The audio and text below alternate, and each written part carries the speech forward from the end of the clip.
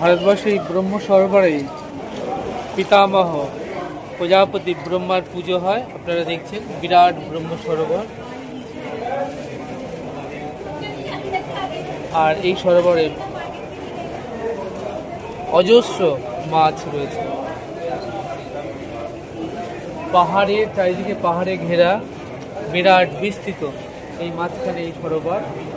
আর ওই যে লাল রঙের মন্দির দেখছেন, ওটা হচ্ছে ব্রহ্ম সরোবরে সৃষ্টিকর্তা প্রজাপতি ব্রহ্মাজির মন্দির।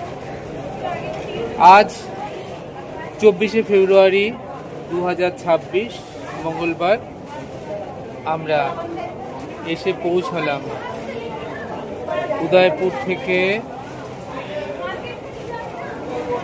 আজমিরে, এবং আজমির থেকে আমরা এসে পৌঁছেছি এখন ব্রহ্ম সরোবরে। দেখুন জলে প্রচুর মাছ।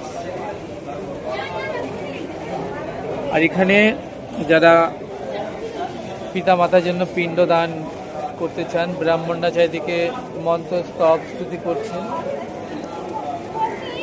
পুরোহিতরা পিতা মাতার আত্মার শান্তির কামনায়।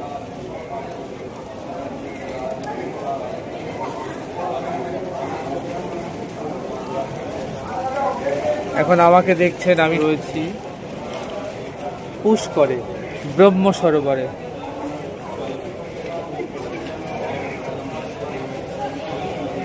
এই সৌন্দর্য ভীষণ সুন্দর, অপূর্ব। আপনারা দেখছেন ব্রহ্ম সরোবর। পুষ্কর মানে হলো পদ্ম।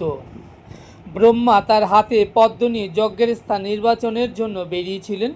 তার হাতের পদ্মটি তার হাত থেকে খসে ভূমিতে পড়ে গেল। যেখানে পদ্মটি খসে পড়ল সেই স্থানে একটি সুন্দর জলের হ্রদ সৃষ্টি হলো।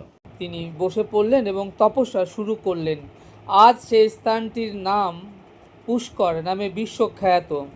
হিন্দু ধর্মে সৃষ্টিকর্তা হলেন প্রজাপতি ব্রহ্মা।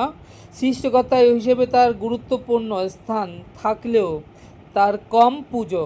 তার উদ্দেশ্যে উৎসর্গীকৃত কেবলমাত্র একটি মন্দির, সেটি এই পুষ্করেই অবস্থিত।